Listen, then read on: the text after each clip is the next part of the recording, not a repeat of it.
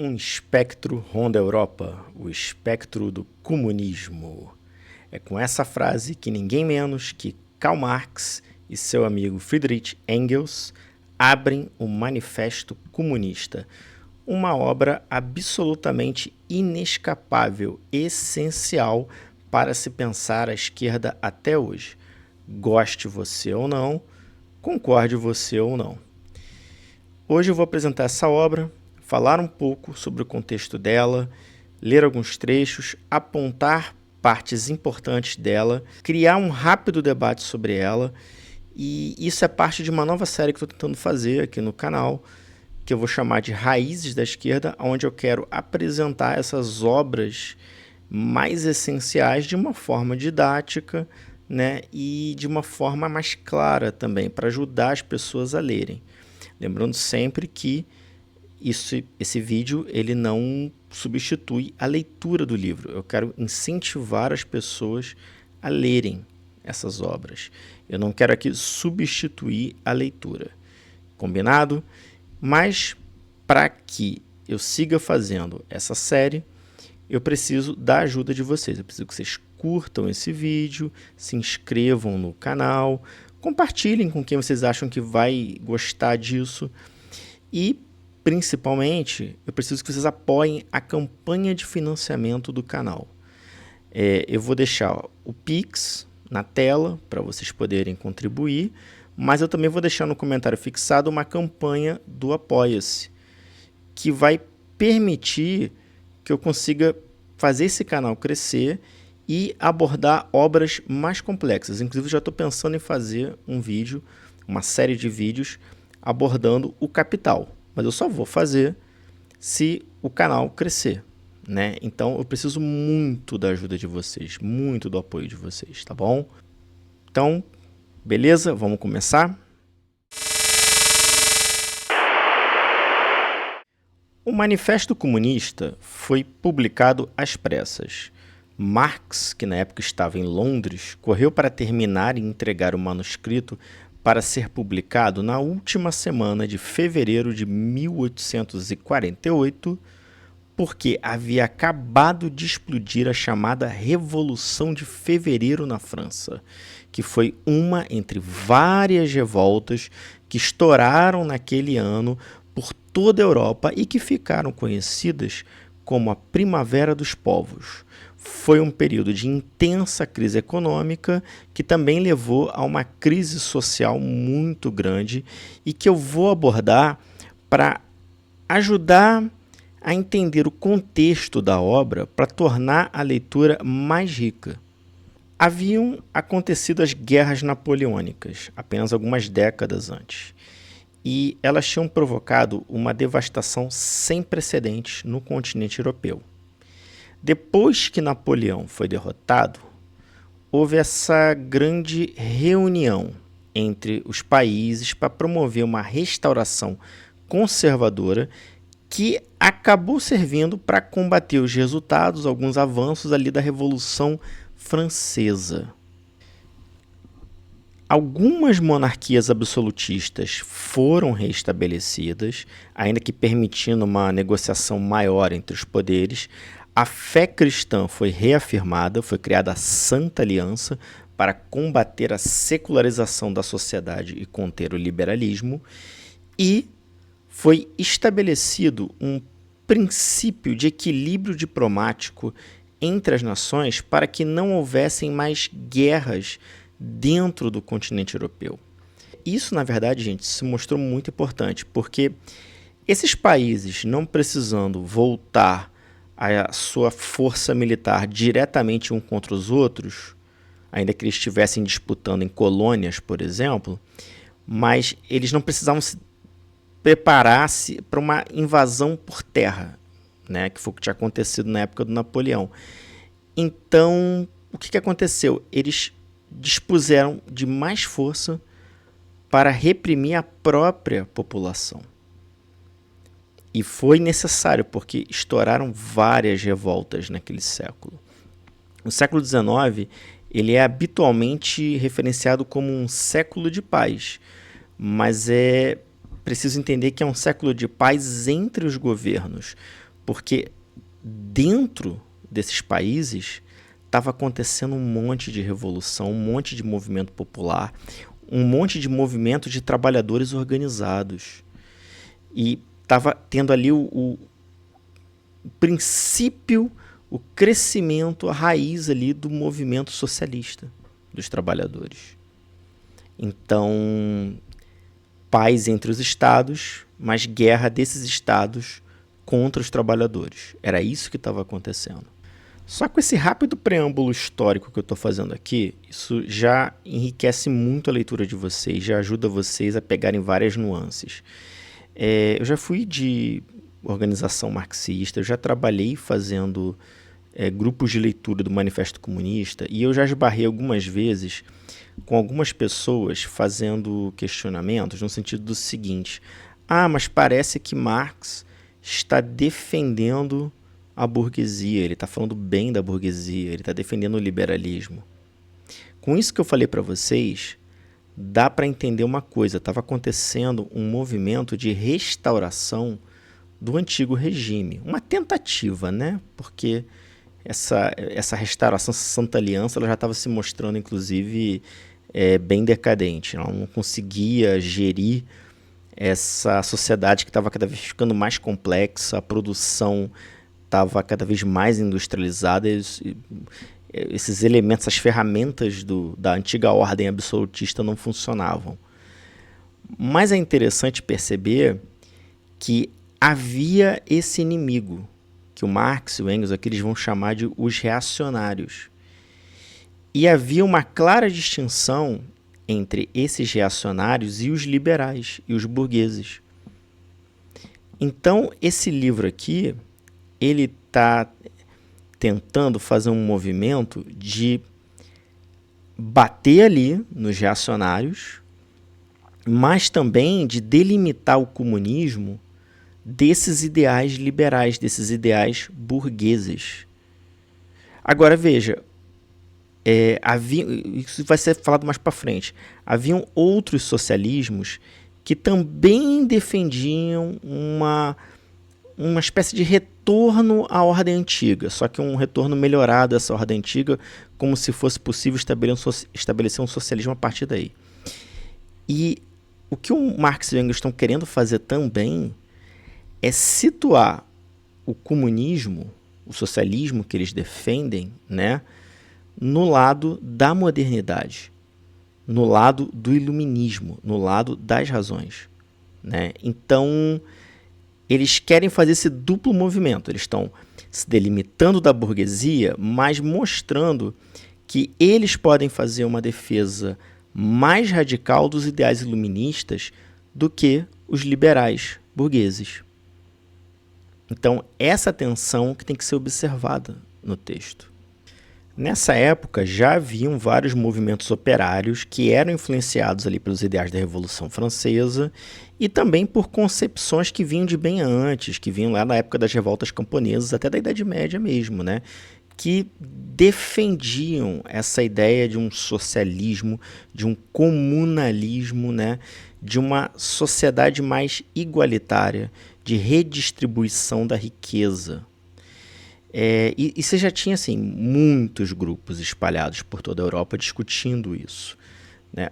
Um desses grupos era chamado a Liga dos Comunistas, que era onde estavam o Marx e o Engels, e o que diferenciava justamente a leitura que o Marx e o Engels faziam era que eles tinham essa noção de que o socialismo, o comunismo, como eles se referiam, devia ser secularizado, deveria ser racional, deveria ser científico, justamente para se opor a esses reacionarismos que queriam restabelecer a velha ordem. Mas quando a gente fala em socialismo científico, a gente precisa pensar uma coisa. O que era ciência para Marx e Engels? O que era essa ciência que eles defendiam que devia respaldar o comunismo? Na época deles, ainda estava muito próximo do iluminismo, ainda tinham muito entusiasmo em relação ao iluminismo, mas estava rolando essa situação, né, de restauração, de tentativa de restauração da velha ordem, que fazia com que a ciência precisasse se reafirmar muito diante da religião. Então, isso levou ao surgimento de uma filosofia que a gente vai chamar de positivismo. O positivismo era essa ideia de que o conhecimento verdadeiro é o conhecimento científico. Só é verdade o que é ciência. E a aplicação dessa ciência, que é a verdade, é o que iria conduzir ao progresso. Então, quanto mais científica a sociedade fosse, melhor ela seria. E esse progresso era, inclusive, o caminho inevitável da humanidade, porque à medida que a humanidade fosse desenvolvendo a ciência, a sociedade, como um todo, no geral, ela ia caminhar para uma perfeição, para um estado de progresso absoluto. O modelo do positivismo era a física newtoniana. Então, também tinha essa tendência de ler as coisas como se fosse um jogo de forças, né? Que era tudo meio baseado ali na mecânica. Só que o positivismo, ele trazia alguns problemas. A visão de mundo do positivismo era uma visão muito determinista. As coisas eram determinadas, elas iam acontecer, né? E isso também acabava gerando uma série de reducionismos. Ou seja, a realidade ela era muito simplificada para poder ser explicada. E quando você aplica isso nas ciências sociais, né, principalmente na história, a tendência é gerar problemas, porque você vai ter que ignorar muitas complexidades, né, e vai ter que acreditar muito numa objetividade, numa neutralidade que são complicadas, principalmente quando tem interesses envolvidos. Então, isso, no final das contas, acabava operando uma simplificação da política. O que acontece é que o Karl Marx já percebia esses problemas. E o que ele vai fazer? Quando ele propõe o socialismo científico, quando eles vão falar nessa nova ciência, né, eles vão realmente fazer isso, propor uma nova ciência. Eles vão propor uma nova ideia de ciência. Então ele vai problematizar o positivismo. Ele vai problematizar essa noção de ciência positiva, neutra, objetiva, né? Ele vai mostrar que tem certas complexidades que não podem ser reduzidas, né? Que na prática não tem como ter neutralidade. E aí ele vai se apropriar do quê? Da dialética hegeliana para pensar esse outro método científico. Inclusive ele vai reformular toda a dialética, né? Vai criar uma nova dialética, a dialética marxista. Né? Então eu quero chamar bastante atenção para isso na introdução, é que Marx e Engels eles estão fazendo vários movimentos, porque se por um lado também eles estão reafirmando ali a ciência diante do reacionarismo, né, da tentativa de restauração de valores ali de uma sociedade medieval religiosa, né, por outro lado eles também estão problematizando a ciência. Eles estão batendo frontalmente na reação conservadoras, eles estão tentando impulsionar o campo progressista, mas eles também estão criticando esse campo progressista, inclusive propondo uma nova ideia de ciência, né? Eles estão fazendo isso para quê? Para apontar a insuficiência do liberalismo e da sua ciência positivista. Agora, gente, olha como é que o mundo dá voltas, né? O livro abre justamente falando sobre como os governos reacionários chamavam toda e qualquer oposição a eles de comunista. Marx e Engels, eles vão justamente aqui dizer o que é um comunista de verdade, porque eles achavam que essa peste de comunista estava pegando em muita gente que não tinha nada a ver, né? Que inclusive assim, oposição burguesa ao governo, oposição até de direita aos governos, eram chamadas de comunistas. Todo mundo era chamado de comunista. Vocês acham isso familiar?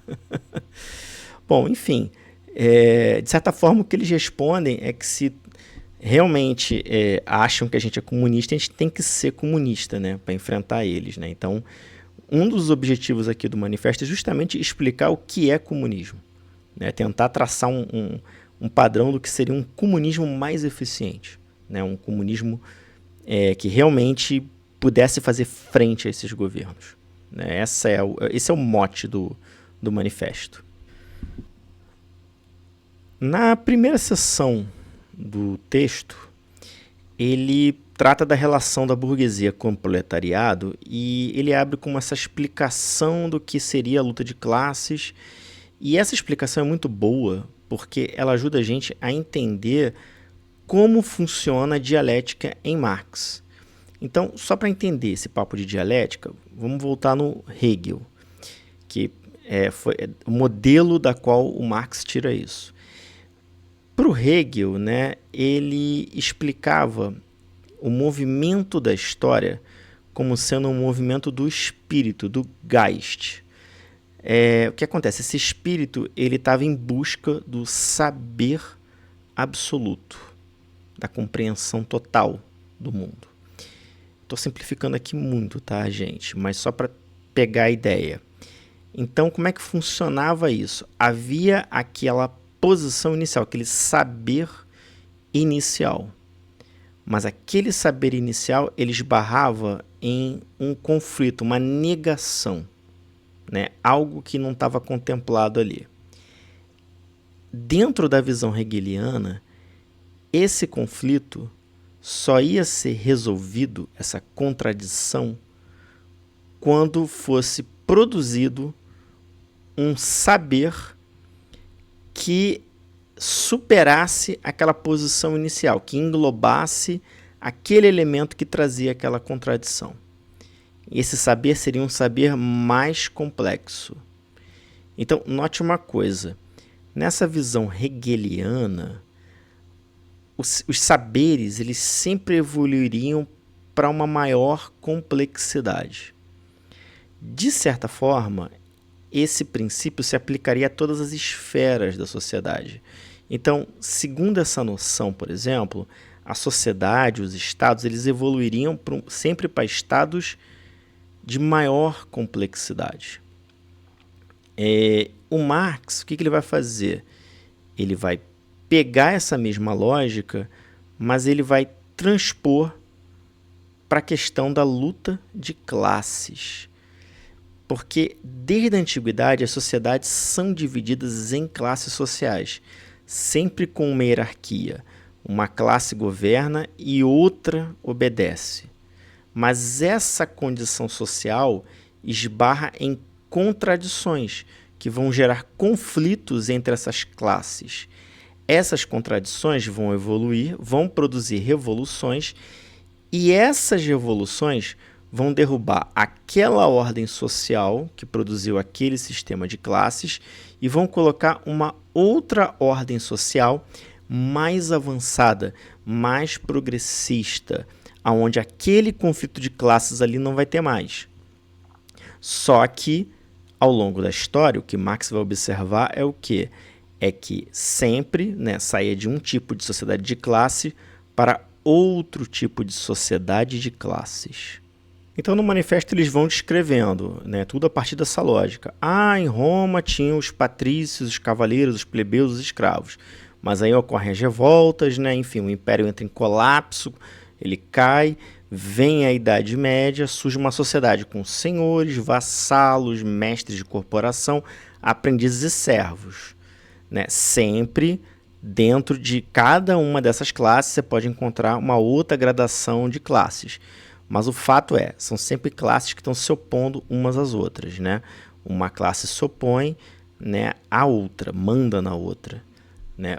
O que acontece para Marx é que quando chega a época da burguesia, a oposição de classes ela fica mais simplificada. Com a ascensão da burguesia, né, com a reestruturação produtiva que a burguesia impõe à sociedade, é como se todo mundo tendesse ou a ser burguês ou a se tornar proletariado, que é a classe oposta da burguesia. Então, de cara, eles já colocam aí uma tendência à proletarização, né? Mesmo classes que tinham um papel mais intermediário são cada vez mais empurradas para serem proletários. E as elites ali todas tendem a se aburguesar. Então vai reduzindo essa complexidade social para esse binarismo. Por exemplo, né, vamos pensar aqui, caso mais concreto. Eu sou professor. Em tese, eu seria um profissional liberal que está ali, é um tipo de pequeno burguês, né?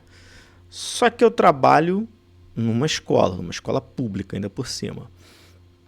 A escola, ela é como se fosse uma fábrica, ela é organizada como se fosse uma fábrica. Eu não tenho muita escolha do que eu vou ensinar. Eu tenho uma capacidade muito limitada de orientar meus alunos e eu sou cobrado pela minha produtividade. É sério, tá, gente? Eu já vi uma vez no Rio de Janeiro uma tabela assim, na sala da direção com a quantidade de alunos que eram aprovados para cada professor, percentual, né, de reprovações e aprovações dos professores. Não estou de brincadeira. Enfim, eu sou cobrado por essa produtividade e eu recebo um salário. Então, assim, eu sou profissional liberal, mas meu modo de vida é o modo de vida de um proletário. Então, eu estou proletarizado. Porque é isso. As profissões todas vão virando proletários. É uma tendência. Ainda no fim dessa primeira sessão, eles traçam toda a história da ascensão da burguesia a partir da expansão dos mercados, né? Da inserção das Américas nos mercados, né? Como ela reorganizou toda a produção até o advento da industrialização. E como essa industrialização ela foi ali produzindo esse mercado mundial, né? E todas essas mudanças na economia modificaram também as formas políticas. Então aqui já parece uma coisa que vai ser muito típica do marxismo, que é essa visão de como transformações na produção, na economia, levam a transformações no plano mais político, cultural, e que, por sua vez, vão produzir outras modificações na produção e assim por diante. Guardem essa ideia, né, de que a produção material afeta a produção intelectual. Eles também estão apontando aqui uma outra coisa, que é essa tendência à internacionalização da produção. Ou seja, na análise deles, existem cada vez menos zonas autossuficientes. Todo mundo passa a depender de algo que vem de fora. E isso é um resultado da formação desse mercado mundial. Mas qual é a consequência disso? Que a burguesia cada vez mais vai se tornar uma classe internacional. E qual a segunda consequência disso? Se a burguesia é internacional, o proletariado também vai ser internacional, ou seja, as nacionalidades, as barreiras nacionais seriam cada vez menos importantes. Isso é uma coisa que eu quero chamar muito a atenção de vocês, porque talvez isso seja polêmico dentro de alguns círculos comunistas que a gente tem hoje, que estão famosos, mas que não deveria ser polêmico de forma alguma, tá, gente? Mas é um ponto central aqui do manifesto. O manifesto comunista é essencialmente uma defesa do internacionalismo.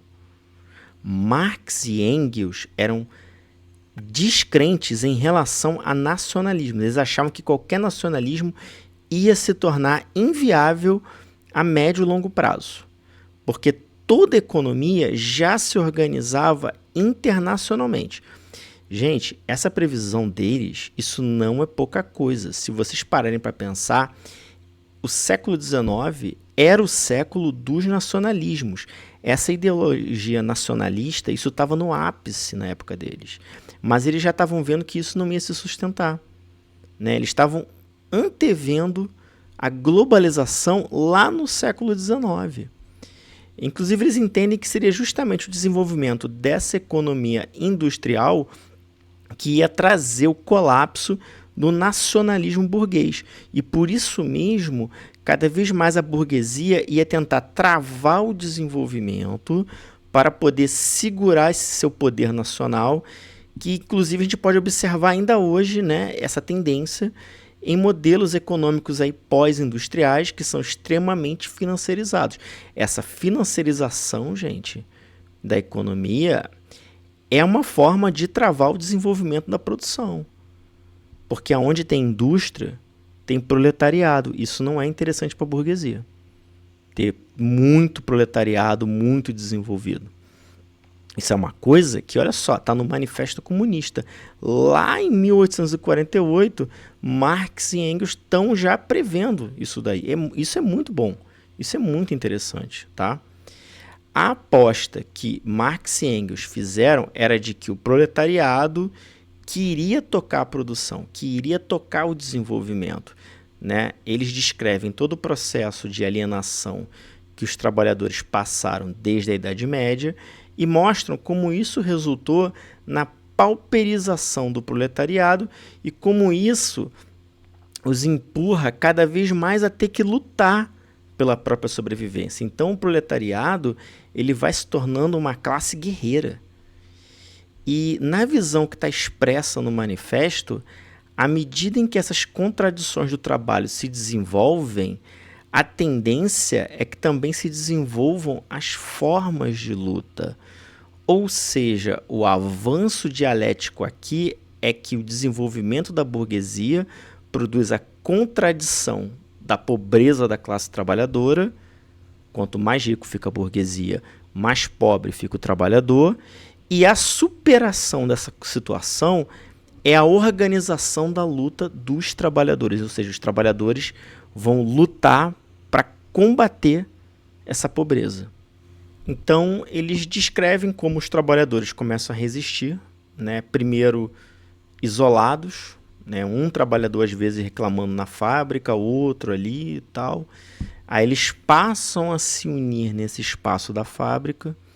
Depois que eles estão unidos em uma fábrica, eles começam a se unir com trabalhadores de outras fábricas ali do mesmo ramo, né? Que vão de repente ali se organizar contra um mesmo patrão, contra um mesmo burguês que está explorando eles, né? Depois que vários burgueses começam a ser desafiados pelos trabalhadores organizados, a tendência é que os burgueses com problemas ali parecidos, eles se unam para enfrentar os trabalhadores de conjunto.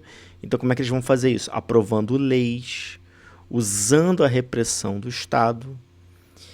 Isso vai causar um efeito que vai induzir os trabalhadores de conjunto de vários setores da economia a se unirem. E à medida que a burguesia usa a política contra os trabalhadores unidos, a tendência é que os trabalhadores unidos também queiram usar a política. É um processo que vai escalando. As coalizões de trabalhadores, eventualmente, têm algum sucesso, vão ter vitórias. Mas a burguesia sempre vai dar um jeito de burlar essas vitórias, né? Mas essas vitórias vão acontecer, só que elas vão ser efêmeras, né? Isso vai empurrar cada vez mais os trabalhadores a participarem da política. Então o que vai acontecer? A tendência é que apareçam partidos políticos de trabalhadores que vão levar ao reconhecimento legal dos direitos dos trabalhadores. Eventualmente, estes partidos racham, se dividem, mas essa luta, por mais que ela dê errado em alguns momentos, ela sempre se refaz. E o que o Marx e o Engels vão chamar a atenção é que o verdadeiro ganho dessa luta não são exatamente aquelas conquistas ali que às vezes vão durar pouco, mas o próprio avanço da organização dos trabalhadores. E que, inclusive, por esse mesmo processo, vai tender a produzir uma organização revolucionária com o tempo. Aí chegamos no ponto onde eles vão lançar essa tese deles, que hoje a gente pode chamar de tese da transitividade, mas não era assim que era chamado, né? Que significa o quê? Né? De que os trabalhadores, nessas condições aí do capitalismo, são intrinsecamente revolucionários. Inclusive, para Marx e Engels, os trabalhadores são a única classe revolucionária. Todas as outras, em algum momento, elas vão se acomodar, vão ser cooptadas, tá? Os camponeses sempre vão tender a aceitar acordo para manter propriedade. O lumpenproletariado, né, que seria essa classe mais periférica, né, ela não é assim, aquela periferia que tem aquele pessoal que não consegue ser proletário. Para o Marx e para o Engels, esse pessoal seria muito facilmente comprado pela burguesia, né? Então, o que é importante é que para eles o conflito central é sempre entre burguesia e proletariado, sempre, sempre, tá? É isso que é o motor, de verdade, né? Nessa visão de Marx e Engels. Na segunda sessão, eles analisam a relação dos comunistas com o proletariado. Aqui eles vão fazer uma distinção importante, que apesar de todos os trabalhadores estarem predispostos à revolução, os comunistas são aqueles que já avançaram para uma compreensão da luta de classes que está para além dos nacionalismos, para além das lutas locais. São trabalhadores que já conseguem enxergar o caráter internacional da luta contra a burguesia. São trabalhadores que conseguem pensar na classe trabalhadora de conjunto. O cuidado que eles querem tomar aqui é para não destacar os comunistas, não tornar os comunistas uma classe à parte. Eles estão preocupados com tendências de sectarização. Então, eles vão escrever esse trecho que eu separei, que eu vou ler aqui, que está aí na tela. Vamos lá, ó. Os comunistas não formam um partido à parte, oposto aos outros partidos operários. Não têm interesses diferentes dos interesses do proletariado em geral. Não proclamam princípios particulares segundo os quais pretendem moldar o movimento operário. Os comunistas se distinguem dos outros partidos operários somente em 2 pontos. 1. Nas diversas lutas nacionais dos proletários, destacam e fazem prevalecer os interesses comuns do proletariado, independentemente da nacionalidade. 2. Nas diferentes fases de desenvolvimento por que passa a luta entre proletários e burgueses, representam sempre e em toda parte os interesses do movimento em seu conjunto. Foi o que eu acabei de explicar. Ou seja, gente, no Manifesto Comunista, Marx e Engels estão expressamente dizendo que ser comunista é ser internacionalista. Eles não estão dizendo que é para apoiar o país específico, que em guerra vocês precisam torcer para um dos lados ganhar, né? Claro, vão ter outros debates depois, aqui ainda não tinha a discussão do imperialismo, isso vem com Lenin, mas o que eu quero chamar a atenção agora, aqui nesse vídeo, é que lá na raiz da coisa, no Manifesto Comunista, ser comunista é olhar para a classe trabalhadora além das barreiras nacionais. É entender o proletariado como uma condição de sofrimento universal. Isso estava posto já aqui no Manifesto Comunista. Tem outros trechos que eu quero destacar aqui. Por exemplo, eles vão falar assim: o objetivo imediato dos comunistas é o mesmo que o de todos os demais partidos proletários: constituição do proletariado em classe, derrubada da supremacia burguesa, conquista do poder político do proletariado. O que é constituição do proletariado em classe. É justamente o proletariado não agir separado, dividido. É agir de forma cada vez mais conjunta, da mesma forma que a burguesia faz. A burguesia age em classe, a burguesia age de conjunto. Era preciso que a classe trabalhadora, o proletariado, também agisse de conjunto, né? Derrubada da supremacia burguesa, né? Ou seja, tirar poder da burguesia e conquistar o poder político para o proletariado. Lembrando que isso aqui saiu em plena primavera dos povos, estavam acontecendo revoltas, revoluções. Era um período revolucionário. Eles estavam aqui falando que, para além de derrubar as forças ali do antigo regime, era preciso derrubar também a burguesia, que ainda naquela época eles se colocavam como uma classe revolucionária, tá, gente? Que em muitos lugares, inclusive, podia estar lutando junto dos trabalhadores. Mas eu até vou falar disso mais para frente. Mas para Marx o importante era estabelecer o poder político da classe trabalhadora, né? E eles ainda soltam inclusive a seguinte passagem, né? As proposições teóricas dos comunistas não se baseiam de modo algum em ideias ou princípios inventados ou descobertos por este ou aquele reformador do mundo. Ou seja, eles estão expressamente dizendo aqui que o movimento não tem dono, o movimento é da classe, a classe somos nós, independente de quem está na frente, gente. Tá? Não tem dono, não. O dono é a gente. Eles vão responder aqui nessa sessão uma fake que existe até hoje, de que no comunismo você vai perder sua casa, suas coisas. Eles explicam que não. O comunismo não é o fim da propriedade, mas o fim da propriedade burguesa. Não, gente. Ninguém quer expropriar a sua Uno Mille, a sua padaria. O que a gente quer é expropriar grandes empresas, grandes fábricas, bancos.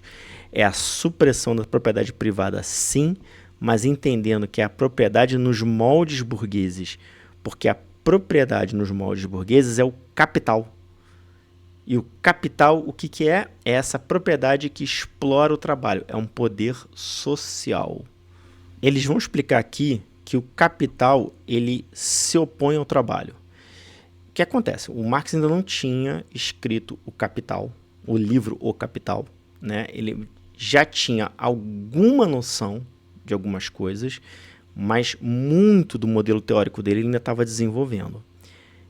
Isso aqui ainda é de uma fase inicial, uma fase ainda, a transição ali do jovem para o velho Marx, né?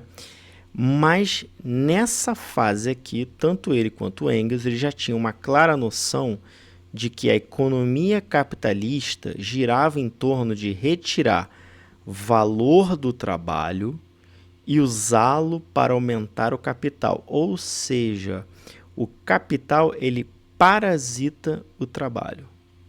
Inclusive, ele já expõe aqui uma versão preliminar do conceito de mais-valia, né? O que é mais-valia? O valor que vão pagar pelo seu trabalho é sempre menor que o valor que seu trabalho produz. Se você produz X, você sempre vai receber X dividido por 4, por 2, enfim, muito menos do que você está produzindo. Se você é um vendedor de farmácia, a quantidade de remédios que você vende, se você pegar ali no papel, sempre você vai vender um valor por dia que é maior do que o valor que você ganha por dia. Tá? Façam essa conta.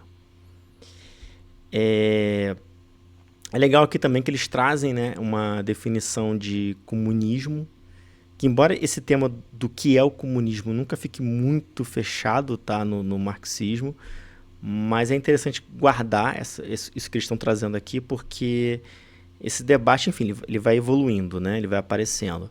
Mas aqui no manifesto eles dão a entender que o comunismo é um sistema onde o trabalho não pode ser convertido em capital. Ou seja, o trabalho ele não pode ser convertido em dinheiro, em renda o trabalho não pode virar poder social monopolizado. Eles usam esse termo mesmo, né? Não pode virar poder social monopolizado. Logo, né, no comunismo, uma das coisas que está implícitas aqui não haveria dinheiro. Tá? Esse é um dos pontos, porque você não pode gerar essa exploração do trabalho.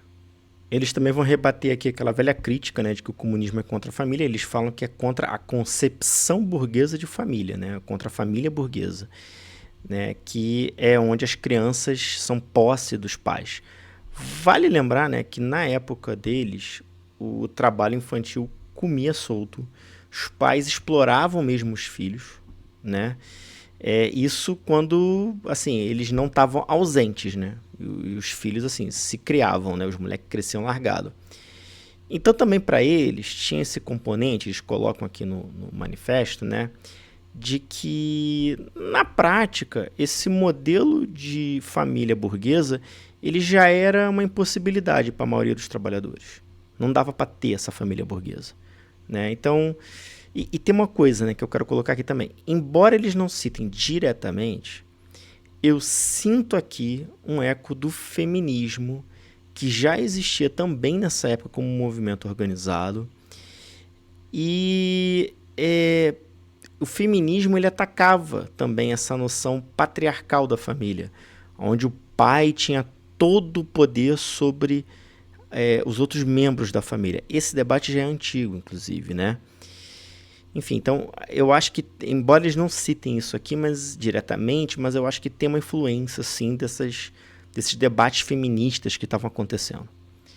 Em relação à religião, eles tomam um certo cuidado, porque eles falam que, na verdade, à medida em que as condições materiais mudam também as concepções religiosas e que isso sempre foi assim. É importante lembrar que, para Marx, a religião ela já estava meio que condenada, tá, gente? Desde o iluminismo. Por mais que ele se colocasse ali como um materialista, o que acontece? Ele entendia que era uma perda de tempo mover uma guerra religiosa contra o cristianismo, contra qualquer outra religião. Por quê? Porque ele achava que à medida que a sociedade fosse ficando mais industrial, fosse se desenvolvendo, as pessoas iam naturalmente ficar menos religiosas, iam deixar de ser religiosas. Como aqui eles estão identificando o comunismo como o ápice de um processo de secularização da sociedade, eles achavam que não valia a pena concentrar muita força na luta contra a religião. Então, eles achavam melhor assim, se focar na luta contra aquilo que levaria ao comunismo, que seria a luta contra a propriedade burguesa. E à medida que isso fosse avançando, naturalmente a religião ia perder tração na sociedade. No final da sessão, inclusive, eles deixam um programa, mas eles não colocam esse programa como sendo assim um receituário. Eles colocam mais a título de exemplo, né, de medidas que os comunistas poderiam defender em determinados contextos. Mas, como Marx sempre fez, né, sempre essa coisa do... Olha, é melhor ver o que vale mais a pena em cada realidade, né? Então tem essa flexibilidade programática, mas tem no manifesto tem um pequeno programinha. Na terceira sessão, na última sessão ali do livro, eles vão basicamente se distinguir dos outros socialismos. Então, pois é, eles vão bater na esquerda. Tô brincando, eles na verdade eles vão se delimitar mesmo, né, de outras defesas do socialismo, né? Só que eu acho assim, às vezes as pessoas se chocam, né, quando descobrem que existe debate dentro da esquerda, né? Gente, debate dentro da esquerda é quase fundante da esquerda. Quem se choca com isso é porque não conhece a história da esquerda. A história da esquerda é toda feita em cima de polêmicas entre um grupo e outro. A gente pode questionar até que ponto vale a pena polemizar tanto, sabe? Algumas vezes eu acho que isso é realmente nocivo, mas é uma característica, gente. Isso está na história da esquerda, né? Enfim, então primeiro eles vão criticar os chamados socialismos reacionários, que eram esses movimentos aí variados, né, falam de vários casos, vários movimentos, né, que se opunham à sociedade burguesa industrial, mas que também, de algum modo, tentavam ali reconstruir as relações de produção vigentes anteriormente. É aquele povo tipo assim, olha, essa vibe cidade aqui tá muito ruim, vamos pro campo e vamos construir o socialismo no campo, sabe? Assim, vamos abrir a nossa ecovila, era uma coisa meio assim. Eram movimentos que de algum modo acabavam desembocando num tipo de restauração feudal, né? Ainda, né, que propondo ali a partir desse feudalismo uma construção de um socialismo. Eram movimentos ali que muitos tinham uma origem aristocrática, né, como os legitimistas franceses, o Jovem Inglaterra, né, tinha também ali coisas mais intelectuais, né, tinha o trabalho do Sismondi, né, tinha esses intelectuais alemães, né, que também defendiam, né, esse abandono, né, dessa sociedade mais industrial, mas assim, nenhum deles chegou também a ter muita atração social na época e em grande medida também não conseguiam fazer grandes propostas, entendeu? Mas agora a gente chega num ponto onde eu tenho uma certa polêmica com o Manifesto Comunista, que é quando eles vão falar do socialismo conservador. Eles vão falar aqui de algumas correntes, né, de socialismo que eles consideram conservador, que são chamados, né, assim porque eles desejavam construir um socialismo, mas sem realizar grandes modificações estruturais na sociedade, e sendo algumas vezes avesso à ideia de revolução. Eles vão identificar esse movimento principalmente ali entre economistas, filantropos, defensores dos animais, reformistas em geral. E aí é o ponto que eu acho polêmico, né? Porque eles associam a esse campo o trabalho do famoso ali precursor, né, do anarquismo, do Proudhon, né, que chegou a ser de fato uma referência muito importante do movimento operário. Aqui vai todo um debate, gente, né, porque o Marx chegou a se aproximar ali do grupo do Proudhon, mas ele abandonou, ele discordava dessa perspectiva não revolucionária, né? E, de fato, o Proudhon pensava naquele mutualismo dele a partir da criação de um sistema de trocas diretas entre os trabalhadores, organizados em federações, né? E não pensava muito ali na derrubada da burguesia. Assim, beleza, né? É um ponto, né? Aqui eles batem muito no Proudhon. Também não ajuda o fato, né, que o Marx escreveu um livro muito sarcástico para minar mesmo a credibilidade intelectual do Proudhon, né? Só que essa discussão que o Proudhon fazia de um socialismo descentralizado, né, federativo, essa discussão é uma discussão essa discussão é uma discussão legítima. Inclusive, ela pode ser feita até hoje, gente.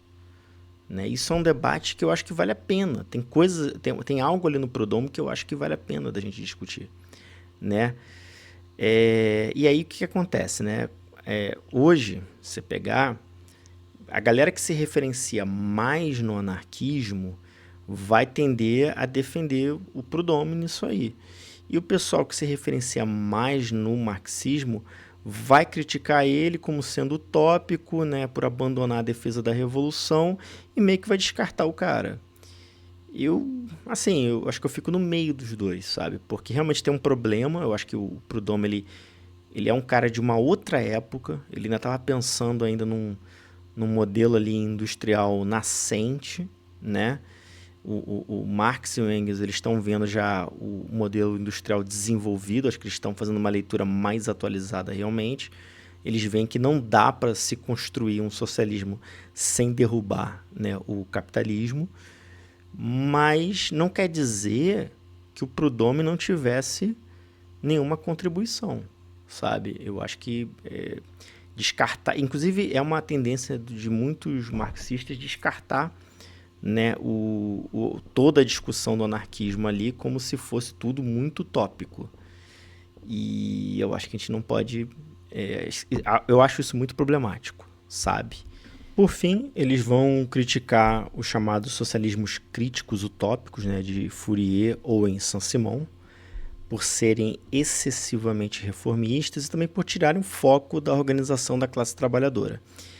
O que acontece? Ele até fala, ó, essa galera aí tem uma capacidade de criticar o capitalismo, mas eles falham porque eles não enxergam a centralidade da classe trabalhadora no processo de luta contra esse sistema, né? Então, eles os acusam de cegueira em relação à luta de classes, né? E principalmente esse papel aí, né, que a classe trabalhadora desempenha na luta de classes. Enfim, mas o que o Marx e o Engels também chamam a atenção é que eles observavam o seguinte: à medida que as lutas elas vão se tornando mais agudas, né, que a luta de classe ela vai se acentuando, esse tipo de posição de conciliação de classe, na época deles, ia perdendo importância. Então, isso também é um outro movimento que eles estão colocando aí. Olha, existe um pessoal que tenta conciliar a classe, mas não dá para conciliar para sempre, porque sempre vai estourar o conflito e na hora que estoura não tem como conciliar. Então, nessas horas, é o poder da classe trabalhadora, sabe? Quando a classe trabalhadora tem a centralidade ali, tá colocada, assim, sabe? Então, essa é a crítica que eles vão fazer a esse tipo de socialismo, que eles vão chamar de socialismos críticos, mas utópicos. Porque também eles falam que falta proposta, né? Na última sessão, eles demarcam como os comunistas devem agir diante de todos esses grupos, né? Como, por exemplo, eles falam da aliança com os sociais-democratas na França contra a burguesia conservadora radical. Eles falam do apoio do cartismo na Inglaterra contra os interesses da burguesia, né? E é claro que assim, tem muita discussão que já mudou muito, mas o que eu acho interessante aqui, né, como no manifesto, eles vão ter sempre essa preocupação de mostrar que eles estavam juntos de outros partidos que pensavam diferente. Inclusive, mesmo fazendo essa crítica a esses socialismos aí, eles assim, não viam tanta... se tivesse que se aliar com esses caras em algum momento, eles se aliariam, tá? Para você ver, né? Não tinha essa coisa do não podemos estar junto com os reformistas. Pelo contrário, o esforço deles era para mostrar que os comunistas estavam sempre junto dos trabalhadores. Eles não estavam se destacando deles, não formavam um grupo à parte. Eu acho que eles já estavam ali enxergando essa possibilidade de sectarismo, sabe? Devia ser bem... Ainda mais que esse grupo que o Marx e o Engels entraram, né? A Liga dos Comunistas, era a Liga dos Justos, era um grupo que tinha aquela tendência blanquista, que era... Blanquismo é como se fosse um grupo, fosse uma sociedade secreta, né? Então, se é uma sociedade secreta, já é um negócio que te isola, né, do resto da classe. Então, eles estavam meio que combatendo essa tendência, né? Já tinha isso, né? Um último aspecto interessante que eu acho que eles colocam aqui é que eles já falavam, em 1848, da possibilidade de uma revolução na Alemanha. Porque naquelas alturas a Alemanha já era altamente industrializada, já tinha um proletariado bastante desenvolvido, e o que eles falavam aqui era o seguinte, que se houvesse uma revolução burguesa na Alemanha, o proletariado na Alemanha era tão forte que essa revolução burguesa ia ser o prelúdio de uma revolução do proletariado. O manifesto ele tinha sido encomendado pela Liga dos Comunistas um ano antes, né? O grupo acabou não sobrevivendo muito tempo depois da publicação. Esse texto, esse panfleto, ele circulou nas fileiras de trabalhadores, mas nem de longe ele ganhou essa aura que ele tem hoje. Na verdade, o Manifesto Comunista ele permaneceu relativamente esquecido até ali mais ou menos na década de 1870, e ele só foi amplamente distribuído, assim, ficou famoso mesmo, depois da Revolução de 17, quase 70 anos depois. A Primavera dos Povos foi duramente reprimida, é verdade, né? Mas deixou um legado importante, tá? De reformas, né? Que nas décadas seguintes, inclusive, serviram para consolidar o poder da burguesia, mas também para garantir alguns direitos fundamentais dos trabalhadores. Karl Marx, nesse período, né, ele enfrentou muita repressão política, ele passou por uma época de profunda miséria, de várias tragédias familiares, né, mas ele seguiu produzindo suas maiores obras, na verdade, depois dessa fase do manifesto, né, que é inclusive ali quando é a fase que a gente chama do Velho Marx. O Manifesto Comunista era um panfleto político, né? Até hoje ele impressiona por ser um panfleto extremamente bem escrito, né? Lança as bases de um movimento que foi definidor ali do século XX e até hoje dá para a gente perceber que ele é atual. Marx e Engels são figuras muito importantes para as ciências sociais, porque, de certa forma, foram eles que inauguraram uma tradição de crítica estrutural que está viva até hoje, deslocando essas análises a partir dessas molduras mais personalistas para um olhar mais de conjunto, pensando a economia, o Estado, as instituições e a sociedade de forma mais integrada. E isso foi um avanço absurdo para a época deles. Porque, olha só, para eles era importante desvendar sempre o que estava por trás daqueles movimentos políticos, né? Para além assim, de um mero juízo moral.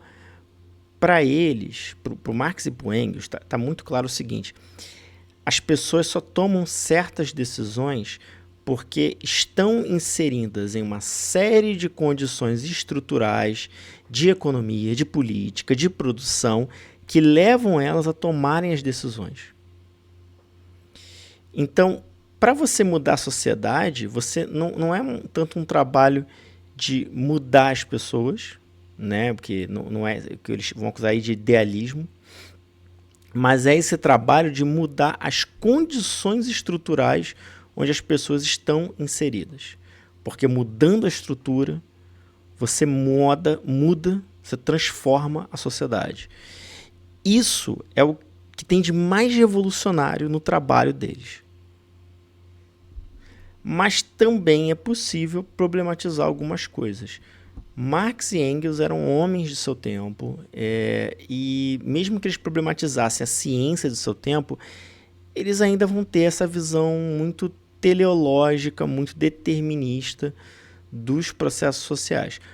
Por exemplo, eles realmente acreditavam que o desenvolvimento dos modos de produção iria culminar no comunismo, que isso era inevitável.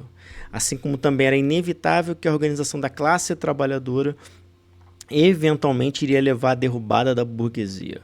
Era inevitável que os trabalhadores, com o tempo, adquirissem uma consciência revolucionária. Havia só um caminho para a modernidade e esse caminho era o caminho do socialismo. Gente, o século XX mostrou os horrores que a modernidade era capaz. O século XX mostrou que a humanidade não leva necessariamente a um caminho de glória, né? Que o progresso não é uma estrada de linha reta. Marx e Engels, eles não puderam ver esses horrores do século XX, mas nós vimos, nós sabemos, e a gente não pode fingir que não sabe. A gente não pode fingir que não sabe do que a modernidade é capaz. Ainda se tem uma tendência, mas certos massacres, certas coisas não são obras da modernidade, são elementos pré-modernos. Gente, você pegar o genocídio da Armênia, ele é um genocídio planejado burocraticamente, racionalmente. O nazismo era organizado ali dentro também de uma certa racionalidade. Então, não dá. A modernidade produziu horrores também. Ela não produz só coisa bonita. A própria história mostrou que os desenvolvimentos da luta de classe não eram tão simples e tão diretos assim. O próprio Marx reviu algumas coisas, inclusive, ao longo da vida. E é por isso que é importante ler também a crítica do programa de Gotha, que é quando ele está fazendo vários balanços ali de várias experiências de luta que ele viu, né? É um documento que ele escreve bem depois e que eu acho essencial. Eu acho que a gente tem que ler o manifesto, sempre assim, o manifesto e a crítica do programa de Gotha, né? Porque ele complementa, um complementa o outro, né? E vai ser o próximo vídeo que eu vou fazer da série. Eu acho que o Marx, ele e o Engels, eles têm coisas, eles são autores ainda muito importantes, que não dá para você não se referenciar neles, de alguma forma. A leitura deles, do capitalismo, é muito importante. Mas eu acho que dá pra gente problematizar muita coisa à luz do que a gente já viu, à luz de certos desenvolvimentos, à luz de certos debates, né? Então, eu defendo muito mais uma atualização do marxismo do que propriamente o abraçar o marxismo ou rejeitar ele completamente, que eu acho são posições até meio descabidas às vezes, né? Eu acho que a gente tem que incorporar o marxismo nas coisas que a gente faz, até porque é o marxismo que permite a gente enxergar ali as contradições estruturais onde a gente está inserido e que estão afetando a vida da gente. Mas enfim, né? Se você chegou até aqui e não curtiu ainda o vídeo, curta, por favor, isso ajuda muito. E responda nos comentários. Você se considera comunista? Marxista? Se sim, se não, por quê? Responda aí. Abraço, nos vemos no próximo vídeo.